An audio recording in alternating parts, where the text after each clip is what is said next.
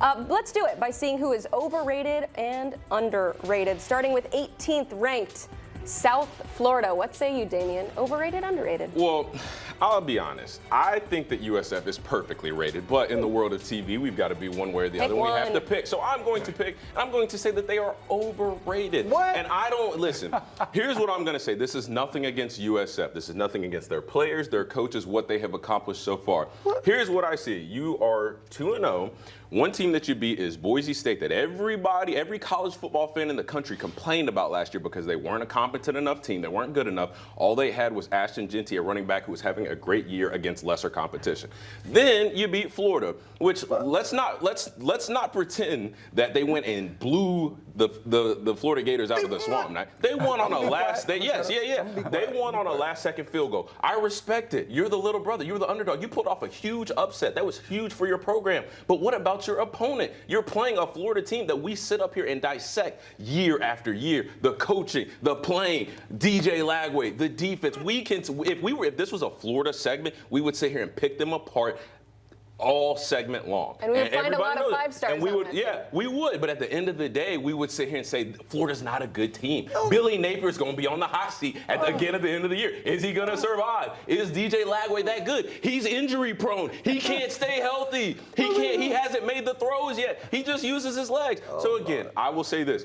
USF is perfectly rated. I think 18 is perfect for them. But again, I say we are putting the cart before the horse because their opponents that they play, in my eyes, they just aren't competitive enough opponents. Damien, you're drinking the same coffee that Miss Haley drunk. Clearly, you're not feeling well right now. How can you say they're underrated? They're overrated. You talked about the Boise game. Yes, Boise did not live up to the billing in the playoff game, but they've always been a very, very respectful program, especially in the group of 5. They're coached the right way. They play good football, and they've always been competitive, especially with their level of competition. In week 1, USF were an underdog. And guess what I did? I took Boise because I didn't believe that USF could go do what they did. And guess what happened? They spoiled my parlay. So guess what I did next week? I took USF getting 17 points. You know why they were getting 17 points? Because they were a significant underdog. On the road, you can say whatever you want to say about Florida. Danny talked about the SEC and the environment. Everyone felt like that environment would be too much for the Bulls. Whatever you say, you're Bulls. That's right. And guess what they did? They went and pulled the rug from under the Gators. From a bad team. They're still crying. So when you talk about being an underdog in your first 2 weeks, playing against nationally ranked teams, and you beat both of them, yes, you're underrated. And right now today, they're a 17.5-point underdog once again. You know why? Because they're playing against another ranked team, Damien. Stop it. Don't drink the coffee, you and Haley. Amen. They're underrated. 18 is incredibly disrespectful to the South Florida Bulls. They should be ranked higher. Last year, Miami went to Florida, got a big win. They went right into the top 10. And I know it wasn't as big of a blowout, but a win is a win. Nobody has 2 better wins than they do. They should be in the top 10 at minimum. Oh, only team in the country with 2 ranked wins on the season. Say it again. Yes. Only team in the country with 2 ranked wins on the season. All right, we'll see what happens We'll today. see where those 2 teams are ranked in week 5. How about 12th ranked Clemson? Danny, overrated, underrated? I had them, just making sure I got this right, because he doesn't even have an answer in first. So What did past Danny say? They're overrated. This has been one of the bigger disappointing stories for me early in this college football season, and they're just 1-1. And I will say that if they win today, they can go back to being properly rated, which I still think is a team that I don't think they can win the national championship. I think they could win the ACC. I think they can make the playoffs, but they have not shown national championship pedigree now. If they lose this game against Georgia Tech, it will be the biggest surprise early in the season to the downside. They have a ton of pressure riding on them. And Cade Klubnik, who I thought was one of the more experienced quarterbacks in college football, he's going to get tested. They have several injuries today. He hasn't shown me that he can put this team on his back and win a game for him. So there's a lot of question marks. Right now, they are overrated. All right, 7th ranked Texas, overrated, underrated, BMAC? Overrated.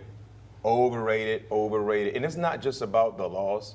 against Ohio State. It's about how they looked last week against San Jose State. Yes, the final score was a blowout in favor of the Longhorns, but they struggled in that ball game, especially in the first half. If it wasn't for their defense, guys, that game would have been a lot closer, but we're not seeing the offensive efficiency that we all thought we would see. We're not seeing the quarterback deliver like we thought we would see from him. So my personal opinion, I still believe they're a good team. I'm not going out and saying what Danny is saying, they won't make the playoffs, but in 2 weeks of play, they haven't lived up to the billing, and because of that, they're overrated right now. And Go ahead. I was going to say, and are we going to address the elephant in the room? Arch Manning is not what anybody thought he was going to be. Right. In fact, Which was even impossible. Yeah, it was very possible because the expectations that we all put on him. I was one of those guys that stood up and said, I think Arch Manning is going to be as good as advertised. And even if he's not as good as advertised, if he's close, that'll be good enough. Well, he's been far below that. He's been lower than the expectations of even the people who thought he wouldn't be that good. And whenever your quarterback is not playing at a high level, you talked about they have lulls. They look slow on offense. They don't start fast. Like I remember every team I was a part of, our main initiative on offense was start fast. Our first rack of plays on offense, we knew what we were going to run. They're supposed to be successful. They're supposed to be our heavy hitters, plays that we know we're going to have success on. But again, every time we see Texas play, which granted it's been a couple weeks, they look slow on offense. They look sluggish. I know there's a conversation about is Arch Manning hurt or not? And to that, I will just say where there is smoke, there's fire. We've seen the look on his face when he throws the football. We've seen him skip a few footballs to some open receivers. Again, where there's smoke, there's fire. I got to say this team is overrated.